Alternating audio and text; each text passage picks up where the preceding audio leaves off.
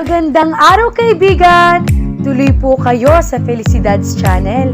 Sa mga kwento ng buhay at pag-ibig na hinalukay sa natatagong baul ni Felicidad. Pero bago po tayo magpatuloy, huwag niyo pong kalilimutan na i-like ang video, i-subscribe ang channel, at i-click ang notification bell para lagi kayong updated sa mga parating pa na upload. 5 taong gulang si Glenn noong una at huling beses na pinalo siya ng tatay niya dahil nagsinungaling siya. Ibinili kasi niya ng marshmallow na balot ng chocolate ang sukli sa ipinambili niya ng bigas. Alam niyang mapapagalitan siya kaya nagsinungaling siya. Sinabi niyang nadapa siya kaya nahulog sa kanal ang mga barya. Ikiniskis pa niya sa kalsada ang damit niya at pinahiran ng dumi ang mukha, tuhod at kamay niya. Nag-iyak-iyakan siya pag uwi. Pero pagkatapos niyang ikwento ang nangyari, ay pinadapa siya nito. Hinubad nito ang sinturon at hinataw siya. Pagkatapos siyang paluin nito, ay saka ito nagpaliwanag. Hindi raw tugma na sinasabi niya ekspresyon ng mukha niya at galaw ng mga kamay niya, kaya kahit hindi ito tiningnan kung may gasgas siya, ay alam nito nagsisinungaling siya. Ang taong nagsisinungaling, kumukurba ang bibig pababa, pagkatapos sabihin ang kasinungalingan niya. Naalala niyang sabi nito. Ganoon din si Amaya nang tanungin niya ito tungkol kay Abelardo Rosso. Hindi lang iyon, humawak pa ito sa leeg nito. Nagkamot ng ilong na para naaasiwa at nahihiya. Hindi niya alam kung bakit kailangan itong magsinungaling. Totoo kaya na may pakakasalan na itong mayaman, pero sa hindi malamang dahilan, ayaw lang nitong sabihin ang totoong pangalan? O baka wala talaga itong mayamang boyfriend, pero saan ang galing ang pera niya? Marami siyang tanong at gusto niyang alamin ang lahat ng sagot. Kung tutuusin, ay hindi niya dapat pinoproblema si Amaya. Bumalik siya sa Maynila para magtrabaho at tukuyin ang salarin sa pagpatay ng kanyang ama. Pero gusto rin niyang protektahan si Amaya. Aburido si Amaya dahil kay Glenn. Gustong-gusto niya itong tawagan at tanungin kung kailan ito pupunta sa bahay niya para lang marinig niya ang boses nito. Pero natakot siya na magtanong uli ito tungkol kay Abelardo Rosso. Kung pwede lang na aminin niya ito ang lahat-lahat. Kaya lang, natatakot siyang bawiin nito ang pera nito. Pagkatapos ay mawala uli ito sa buhay niya. Ayaw niyang magalit ito sa kanya. Kapag wala na siyang pera, baka iwan na rin siya ng pamilya niya dahil magiging palamunin na siya. Dapat na iwasan niya si Glenn para hindi magulo ang buhay niya. Pero hindi niya iyon gawin. Nasasabik siyang makasama ulit ito. Marinig ang boss nito at makakbayan uli nito. Anong gagawin ko? Umupo siya sa hagdan at tumunganga kay Delphine na nakabulagta sa sofa. Biglang may kumalabog sa kusina. Humampas sa dingding ang pintong iyon. Talagang lalayas ako, mga peste kayo. Humahangos na lumakad si Miss Consuelo patungo sa hagdan. Napatda ito pagkakita sa kanya. Bakit, Missy? Tanong niya. Iyong latseng kapatid mo? Akala mo kung sinong matalino. Pera lang naman ang habol sa'yo. Kinukwartahan ka lang ng pamilya mo, Amaya. Ang kapal na mukha mo. Peke, sabi rito ni Melody. Ano yun ha? Tanong ni Tio Arnel. Nakahubad baro ito. Nakataas ang isang paa nito sa mamahaling upuan niya habang kumakain na naman. Iyang Consuelo na yan? Akala mo kung sino maraming nalalaman kung umasta. Janitress lang pala sa Concept Institute. Ang puta, sabi ni Melody. Tiningnan niya ang tutor niya. Missy? Ano, tatanggi ka? Nangahamon na sabi ni Melody. Gusto mong iharap ko sa'yo si Miss Grace? Iyong nagpatalsik sa'yo ron dahil kinukupit mo ang mga supplies? Niloloko mo si Amaya? Sabad ni Tio Arnel. Tumayo ito at mukhang lulusubin si Miss Consuelo. Lintik ka? Pumagitna na siya. Tio, wag ho! Ayoko nang niloloko ka ng kung sino-sino lang, Amaya. Sabihin mo lang at aataduhin ko ang lintik na yan. Patakbong umakyat sa hagdan si Miss Consuelo. Ako na lang ang kakausap sa kanya, aniya sa kapatid at amain. Umakyat siya sa kwarto ni Miss Consuelo. Totoo ba yun, Missy? Umiyak ito. Patawarin mo ko, Amaya. Kailangan ko lang ng pagkakakitaan. Kagaya mo, sa akin na umaasa ang pamilya ko. Napapagod na ako. Nagawa kong lokohin ka para na rin patirahin mo ako dito. Patawad, Amaya. Umupo siya sa tabi nito. Hindi niya alam ang sasabihin. Pero maniwala ka, Napalapit na ang loob ko sa'yo, lalo na nang dumating dito ang pamilya mo. Ganyan-ganyan ang pamilya ko, maniwala ka sa akin. Darating ang araw na malalaman mo na lang na wala ka ng pera dahil hinuthot na nila lahat. Hindi kita paaalisin, Missy. Pero hindi ko na talaga matatagalan si Melody. Oo, nanalo siya. Umpisa pa lang, alam ko nang gusto niya ako mawala rito dahil naniniwala ka sa akin. Ayaw niya yon dahil alam nilang alam ko kung ano sila mga linta. Kinumiyos nito ang palda nito. Biglang sumilip sa pinto si Melody. Ikaw, tama na. Awat niya dito. Mamili ka, Ate Amaya. Kami ng pamilya mo o iyang peking yan? Sinong paniniwalaan mo? Hindi ko kinakampihan si Messi. Mabuti naman. Nagmarcha na palayo si Melody. Aalis na lang ako kaysa maipit ka sa gulo, Amaya. Isipin mo lang sana ang mga sinabi ko sa'yo. Messi naman, mabuti na ang ganito.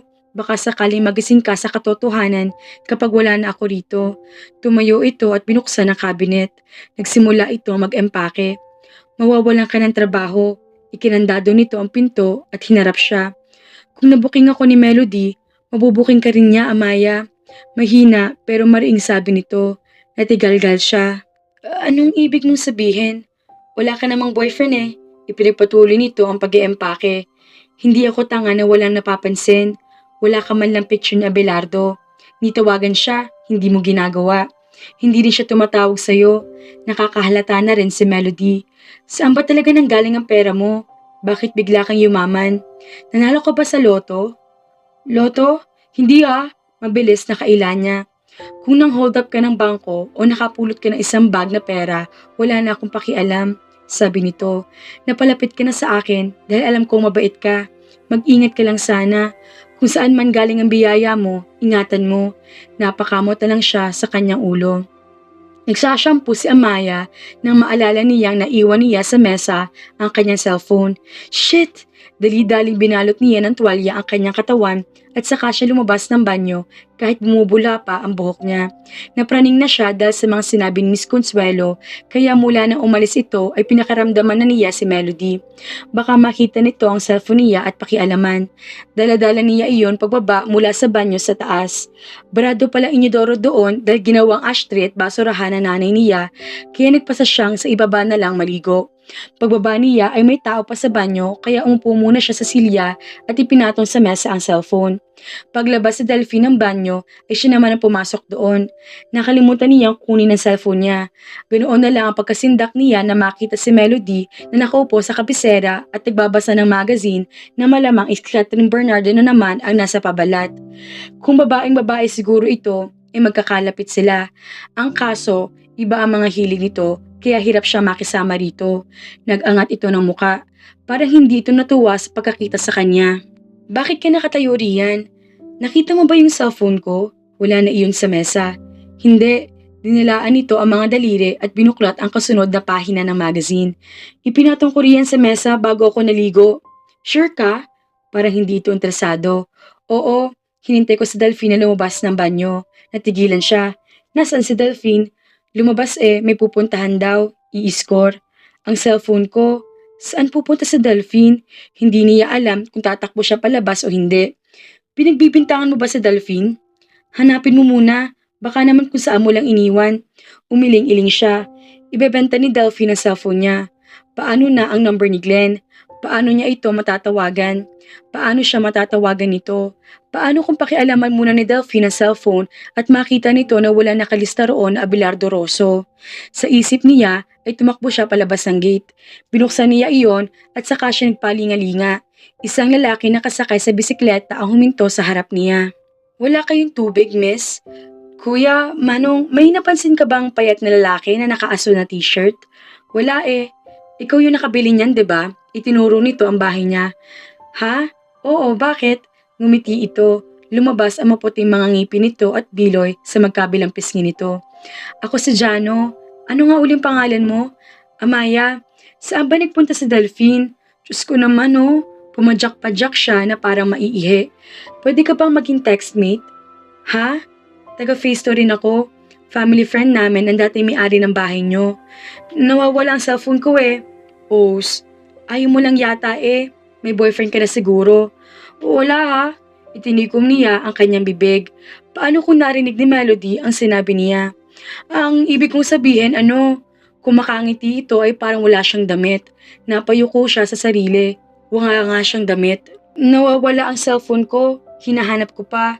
Dadalaw na lang ako sa'yo. Baka sabihin mo nawawala rin ang bahay niyo. Ang laki kaya nun, paano mawawala? Sinabi mo yan na, walang bawian. Pinaandar na uli nito ang bisikleta nito. Hoy, teka! Hinabol niya ito. Kapag may nakita kang payat na lalaki, i-report mo sa akin ha. Oo, nilingon at kininditan siya nito. Napatunga nga siya. Ano yun? May gusto sa akin? Kahit abordo siya, ay medyo naaliw siya kay Jano.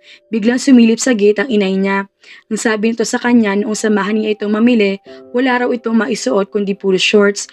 Pero ang pinamili naman nito ay puro shorts din at mga blusa mga bata lang kasya. Anong ginagawa mo riyan, Amaya? Sa Delphine po kasi, dinala yata ang cellphone ko. Yata? Hindi ka pala sigurado. Masamang mambintang, Amaya. Alalahanin mong kapatid mo si Delphine.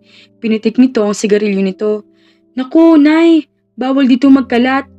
Malay binila na ako nagkakalat.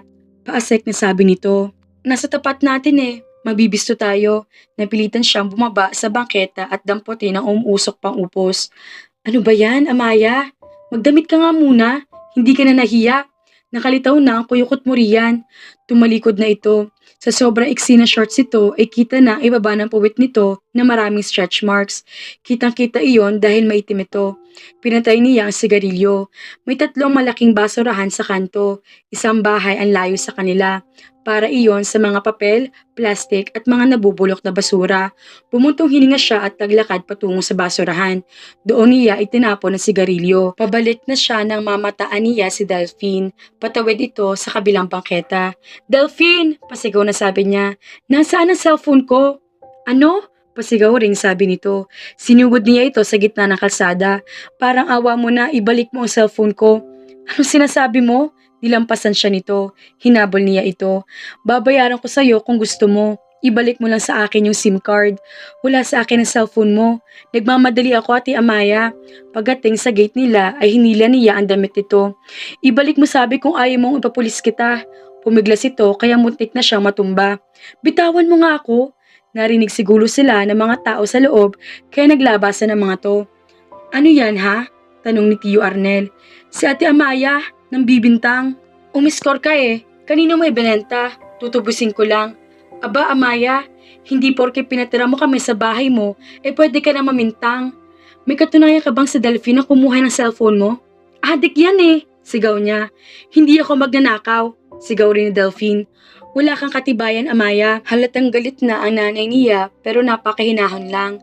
Huwag kang padalos-dalos sa mga iniisip mo. Hindi ko tinuruang magnakaw ang mga anak ko. Bakit adik yan? Gigil na gigil siya dahil parang wala siyang kakampi. Nagtaas na ito ng boses. Sinasabi mo bang masama akong ina? Huwag niyo kong konsintihin si Delphine. Kailangan ko ang cellphone ko. Paano kung tumawag si Abelardo? Hindi naman yung tumatawag Sabad ni Melody. Natameme siya at napatingin dito. Tama si Miss Consuelo. Inoobserbahan siya ng kapatid niya. Huwag kang mambintang. Sinigawan na rin siya ni Tio Arnel. Halika na, Delphine. Pumasok na tayo sa loob. Inakay na ng nanay niya ang kapatid niya. Sinundan niya ng tingin ang mga ito. Bakit kahit nasa iisang bahay sila, pakiramdam niya ay hindi niya kasama ang mga ito?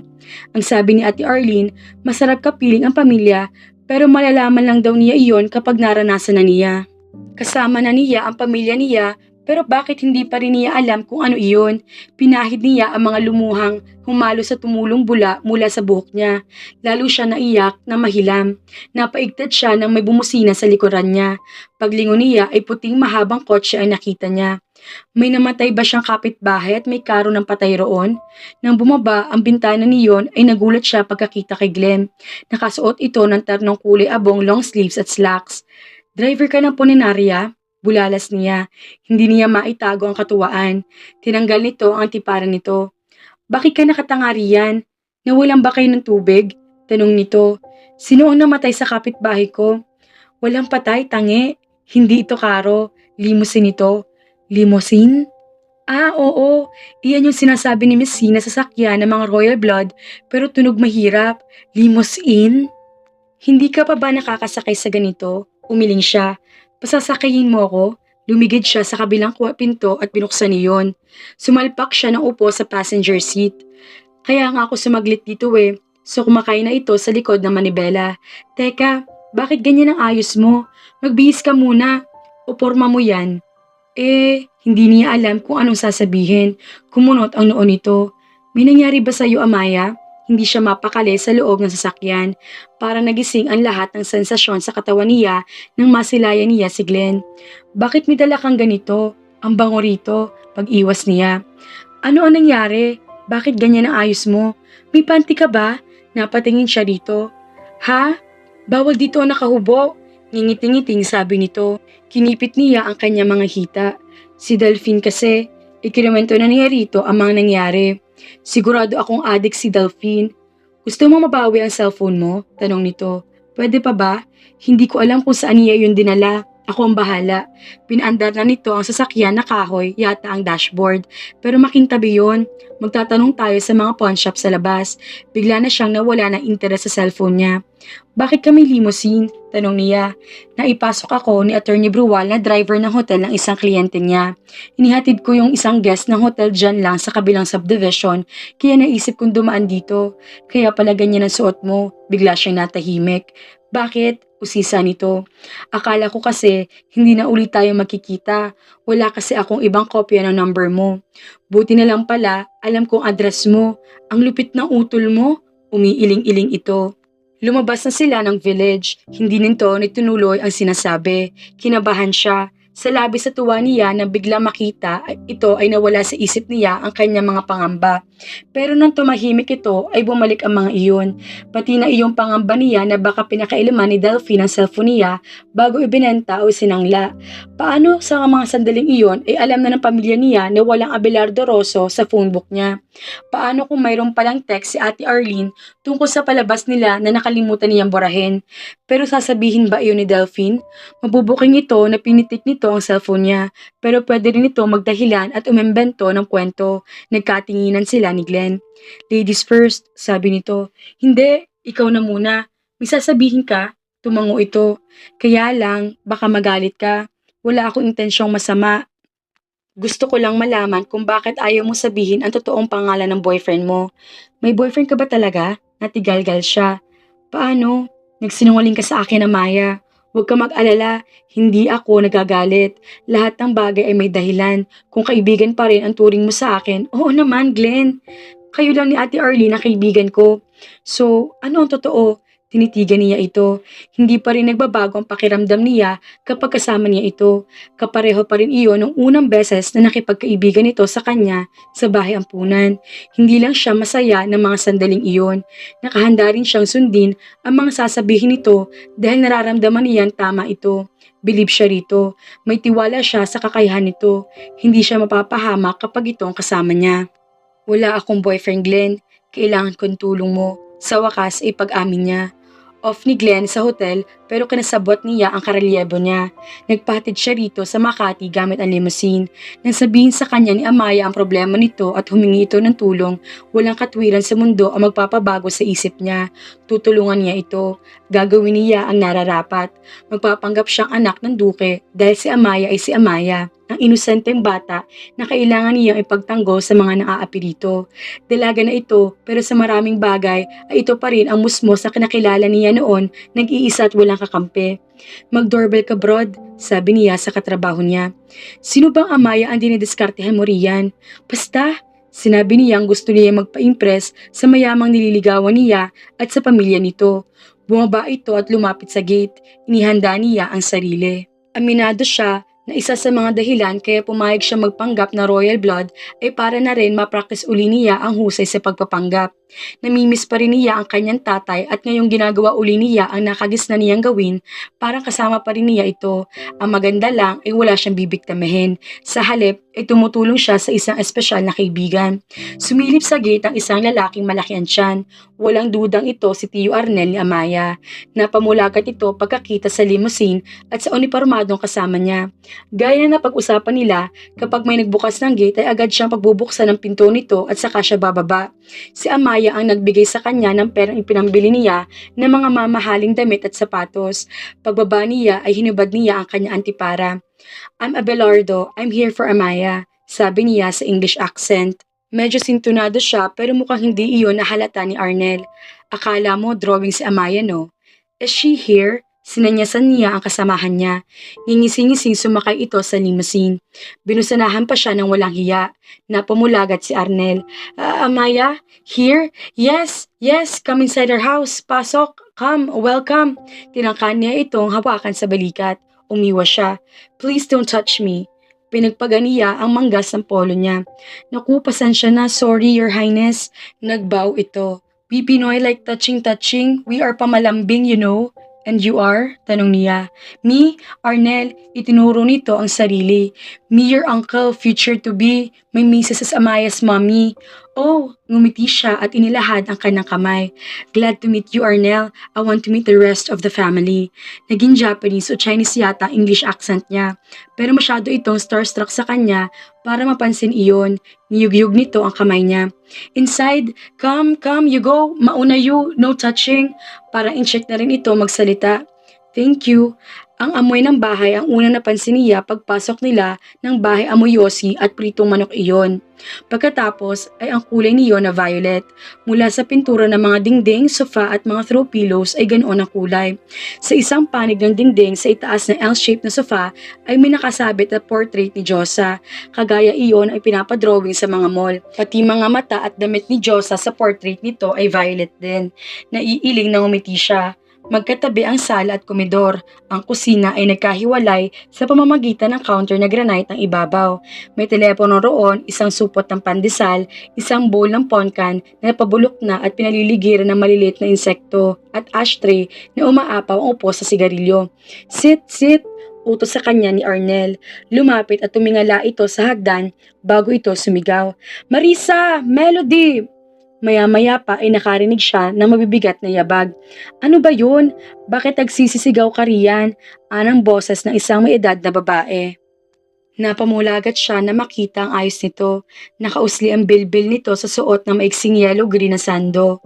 Mas maiksi pa kaysa sa pasensya na matandang dalaga ang shorts ito na may slit sa gilid. Flat ang puwet nito. Maitim ang mga tuhod at may varicose veins ang mga paa. Walang dudang ito ang nanay ni Amaya dahil magkamukha ang buhok ng mga ito. Pula na naging kulay orange kapag natatamaan ng liwanag. Kahawig nito ang anak pero hindi nito taglay ang malambot at inosente ekspresyon ng mukha ni Amaya. We have bisita. May visitor tayo. Look! Parang nagpresenta ng eksperimento si Arnel. Sino yan? Tanong ni Marisa. Tumayo siya at bahagyang yumuko. I'm Abelardo. I am pleased to meet you, madam. Tiningnan ni Marisa si Arnel. Tinawag akong madam? Siya si Abelardo, ang boyfriend ng anak mo. Patayin mo muna yung yosi, nakakahiya. Abelardo Rosso? Tanong sa kanya ni Marisa. Lumapit ito sa ashtray at dinutdot doon ang sigarilyo. Tumangos siya at ngumiti. Tatawagin ko si Amaya. Maglabas ka ng maiinom, utos ni Arnel sa asawa. Katukin mo sa kwarto niya. Ayaw niya maglalabas gusto niya yata niya tayong palayasin. Ikaw kasi, sinigawan mo. Dapat, pinapakisamahan mo siya ng maayos dahil anak mo siya. Nakakainis Shh! Marinig ka ni Abelardo. Malay ba niya sa pinag-uusapan natin? Nginitian niya ang mga ito. Kunwari ay wala siya naintindihan sa sinabi ng mga ito. Naghanap si Marisa ng maiinom sa dirty kitchen at tinawag ni Arnel sa kwarto si Amaya. Bumaba na hagdan ng isang lesbian. Marahil ay ito si Melody. Jack na nabanggit na rito ni Arnel kung sino siya kaya bumaba ito para tingnan siya. Friendly ito. Nagpakilala ito at nakipag-high five sa kanya kagaya ng kalimitang ginagawa ng mga Pilipino sa mga nakikilalang banyaga. Tinabihan pa siya nito sa sofa. So, how are you, Abelardo? How do you find the Philippines? Ginaya niya ang karaniwang reaksyon ng mga foreigners sa harap ng pamilya ng Pilipina na mapapangasawa nito. Nagkunwari siya na aasiwa, naninibago at namamangha. Panay rin ang ngiti at tango niya. Great! I love the Philippines. Nice country, friendly people. Yes, we are hospitable. Hinampas nito, hita ang niya. So, you be my brother-in-law? Yes, if that's okay. Ngumiti siya pero nauwi iyon sa ngiwi nang mapatingin siya sa hagdan. Bumaba roon si Amaya. Nakasuot ito ng violet na patube na saya na animoy tapis. Suot nito ang kwintas sa Saudi gold daw, pero sigurado siyang peke. Ganoon-ganoon ang mga alahas na ibinababat sa suka ng mga nagtitinda sa palengke para patunayan sa mga mamimili na hindi iyon nangingitim. Kahit nagpapanggap lang si Glenn na si Abelardo Rosso, gusto pa rin ni Amaya na maganda siya sa paningin nito, kaya isinuot niya ang paborito niyang damit pambahay. Sexy at elegante siya kapag iyon ang suot niya. Naka-headband siya ng animo corona sa dami ng kristal na dekorasyon. Excited siyang bumaba sa sala, pero na makita niya si Glenn sa suot nito ay napatda siya. Mukhang totoong mayaman ito. Tumayo ito mula sa sofa. Amaya, darling! My love, Abelardo! Give me a kiss, honey! Sinalubong siya nito at biglang niyakap. Pagkatapos siyang halikan nito sa noo, ay hinawakan siya nito sa mga balikat. Look at you! You look great, sweetie! How are you? Me? Fine. Thank you. Tulala siya dahil niyakap at hinalikan siya nito. Nilingon nito ang pamilya niya. Look at her! Look at my Amaya! Isn't she lovely? Yes, she is, sabi ni Melody. Nakalitaw pati ang ibabang ngipin nito. Parang masakit ang tiyan nito. Salamat, sabi niya rito. Nangunyapit na siya kay Glenn. Yakap mi ulit, my love. Huh? Sabi nito. Parang sinabi nito na, okay ka lang? Yumakap siya rito. Please, my love. It's okay. Niyakap siya nito na mahigpit. I missed you, my darling. I miss you too, my love. Kumalas ito sa kanya. Let's take a walk outside. I need to discuss some things. Napamaang siya rito. Outside? Discuss? Talk. We will talk outside. Hininaan nito ang boses. Outside, labas, discuss, usap, you know? Yes, I know. Yes, yes. Tumango siya. Peke kasing tutor si Miss Consuelo kaya hindi siya nito naturuang mag-Ingles. Let's go. Kinabig siya ni Glenn. Nay, lalabas muna kami sandali. Paalam niya. Ang init-init sa labas, maglalakad kayo? Sabik sa mainit si Abelardo. Nasa labas na sila ay nakayaka pa rin siya sa baywang ni Glenn. Kinalas ito ang bisig niya. Teka lang, mamaya na uli, wala ng audience. Ang galing mo. Kaya lang, wag mong lalaliman ng Ingles. Hindi ko maarok. Basta sumakay ka na lang. Salamat ha. Ngayon, hindi na sila magdududa. Di ba sabi mo, ipinupuslit ka ng isang tauhan sa hotel kaya ka natutulog sa ipunan ng mga labada? Tumango ito. Ano kaya kung sa bahay ka muna? Tutal, ang alam naman nila, ikaw ang bumili nun. Okay ka lang? Mamamatay ako kaka-Ingles. Ang hirap pag-English accent ha. Kayang-kaya mo naman eh. Dito ka na, kaysa patago ka nakikitulog. Matanggal ka pa sa trabaho. Tiningnan siya nito at wari nag-isip. Sa bagay, ngumiti ito. Gusto mo lang yata ako matyansingan ng husto eh. Hindi ah, gusto ko lang maayos ang kalalagyan mo. Tinutulungan mo ako kaya tutulungan din kita. Iisipin ko, yung sasakyan ko ang gamitin mo pagpasok sa hotel.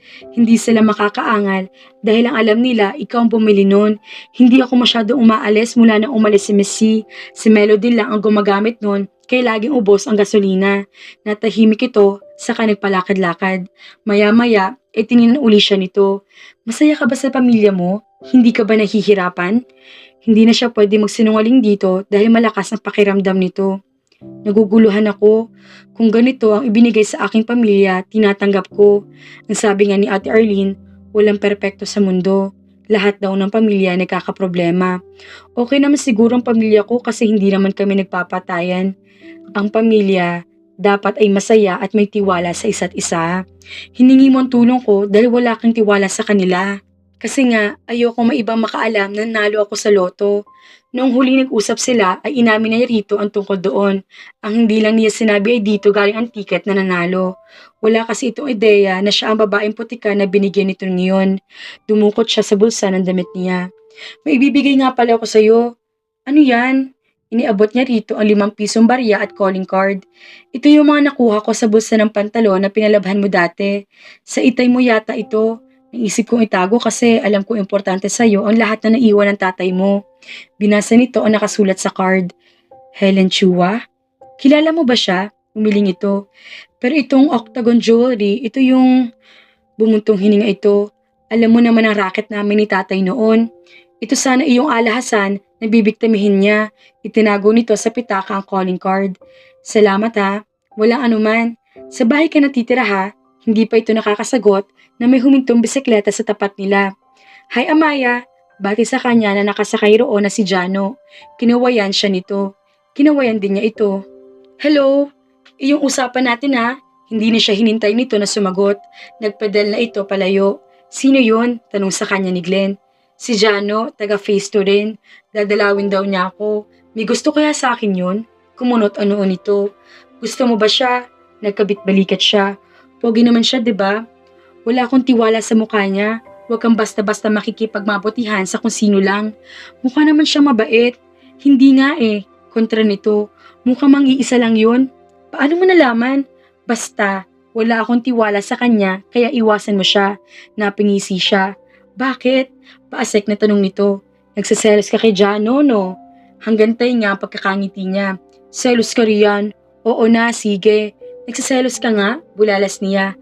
Kako, oo, sige, titira ako sa bahay mo. Nakatingin si Amaya kay Maring, ang bagong katulong nila na dinala ni Melody. 18 anyos ito, batang-bata, pero sigurado siyang hindi na ito inosente. Bagaman malayo itsura nito kay Elena, yun ang unang pumasok sa isip niya na ipakilala ito sa kanya noong kumakalawa. Ayaw sana niya itong tanggapin, pero wala siya nagawa dahil sinuportahan si Melody ng buong pamilya nila at ni Glenn. Nasa gilid ng bahay ang tinamaan ang magaling. Nag-iihaw ito ng mga tilapia pero hindi lang mga isda ang pinapaypayan nito kundi pati si Maring. Ngit-ngit na ngit-ngit siya habang sinisilip ang dalawa sa salaming pinto sa komedor. Hindi siya napapansin ng mga ito dahil binalot niya ang sarili ng red-violet na kortina. Hinango ni Glenn sa ihawa ng isang tilapia at inilagay iyon sa malaking platong hawak ni Maring. Pero dahil sa kaartihan ng lintik na babae, tumapo ng isang isdang naluto na. Sa halip na pagkilitan ito ni Glenn, tumawa pa ang alimuom. Si Maring naman ay nakandatuwad sa pagpulot ng mga isda. Hindi niya narinig ang usapan ng mga ito dahil nakasira ang pinto pero parang nasirinig niya ang pagbungis-ngis ni Glenn. Lalo na nang kumapit si Maring sa tokong nito para makatayo mula sa pagkakatuwad. Nang hawakan ni Glenn ang pisngi ni Maring na nilagyan ng uling ay binitawan niya ang kurtina at umakyat siya sa kanyang kwarto sa itaas. Nagkulong siya sa kanyang silid. Humarap siya sa salamin at tiningnan ang refleksyon doon. Ano ang laban sa kanya ni Maring? Makapal ang buhok niya na parang buhok ni Santa Elena. Sabi ng bakla nag-hot oil sa kanya. Kapag nga raw nakikita siya nito, parang gusto nito magtika sa mga kasalanan nito dahil mukha raw siyang Santa. Pang supermodel ang katawan niya. Kapag nasa mall siya, ay nililingon siya ng mga tao. Pero dahil lang iyon sa mamahaling damit niya, samantaling si Maring, tuwid at patay ang buhok. Malalaki ang boobs nito at matambok ang puwit. Masagwa at bastusin ang dating nito sa kanya. Lalo at baduy itong pumorma. Gawin ba namang shorts ang uniformeng pinasuot niya rito? Ibinuhol nito sa baywang ang laylayan ng pang-itaas nito at saka itinupi ang mga manggas niyon. Idol yata nito si Gabby Concepcion. Kumakalan dito kay Glenn ay parang ito ang pinakamagandang babae sa buong mundo. Ang kapal ng mukha nito, nagparoot pa rito siya sa harap ng salamin. Tuwing hihinto siya ay ginagaya niya ang pose ng mga modelo sa magazine. Kuhang-kuha niya iyon dahil ang mga modelong iyon ang kahanay niya sa kagandahan. Biglang kumatok sa pinto si Glenn. Dinner time, honey, sabi nito sa kanya. Honey ka riyan, pabulyaw na sabi niya. Come on, sweetie, open the door. Hindi ako kakain. What did you say? Magpapatiwakal ako. What? Magbibigti ako sa alambre.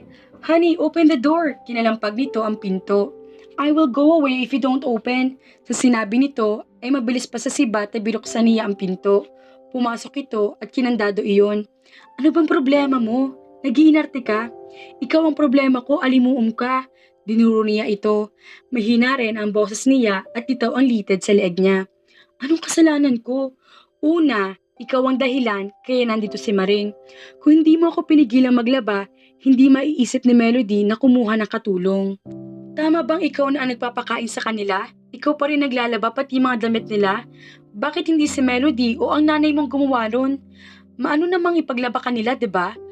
Gustuhin man ni nanay ay hindi pwede. Nagsusugat ang mga kamay niya sa sabon. Hindi ka na sana nag-inarte na. At least ngayon, may tagalaban na kayo at hindi ka na mapapagod. Ngaling-ngaling idikit niya ang hintuturo niya sa pagitan ng mga mata nito. Ang sabihin mo, gustong-gusto mong nandito si Maring. Gustong-gusto mong nagliliyad siya. Iniliyad niya ang kanyang dibdib. Gustong-gusto mo na nagtutuwad siya. Tumuwad din siya para ipagdiinan ang mga sinasabi niya. Nagsaselos ka lang pala. Ang dami mo pang sinabi. Diretsahin mo na lang ako. Madali naman akong kausap. Parang kinatutuwaan pa siya nito sa halip na matakot dahil galit siya. Hindi ako nagseselos. Os. Talaga, giit niya. Tunay? Baka monay. Bakit ako magseselos kay Maring? Mas maganda ako kay Rian. Ang kinagagalit ko lang, alam niyang boyfriend kita, tuwad pa rin siya ng tuwad pagkaharap ka. Baka may scoliosis siya. Ano yun? Wala. Basta, bumaba na tayo. Kumakain na sila. Ayoko. Humalakip siya. Di monay nga. Nanulis ang nguso niya. Hindi ako nagsaselos. Kung hindi, tara na sa baba. Susunod ako. Mauna ka na. Bilisan mo ha. Baka maubusan tayo ng pagkain. Ang lalakas pa man din nilang kumain. Yung isang sakong bigas na binili natin last week, paubos na. Pinipiti kasi ni Delphine, pati yung mga dilata, asukal at sabon. Ayaw mo kasing kastiguhin. Ginawa ko na. Anong nangyari? Kinampihan lang siya ni Inay at Tio Arnel. Don't worry, ako na lang ang bahala. Kumain muna tayo. Itinulak niya ito sa pinto. Mauna ka na nga, may gagawin lang ako. Yan na mga kafelisidad. Nagkakaselosan na ang ating mga bida. Mukhang may pagtingin sa isa't isa sina Amaya at Glenn. Kaya lang nakakainis talaga ang pamilya ni Amaya. Ginagamit lamang ang dalaga para sa sariling kapakanan. Yan tuloy, kinailangan magpanggap ni Glenn na siya si Abelardo dahil baka mahalata ang mga lintang kamag-anak ni Amaya na wala naman siyang duke na boyfriend. Umamin na kaya sa isa't isa sina Amaya at Glenn na nagkakagustuhan na ang dalawa? Abangan!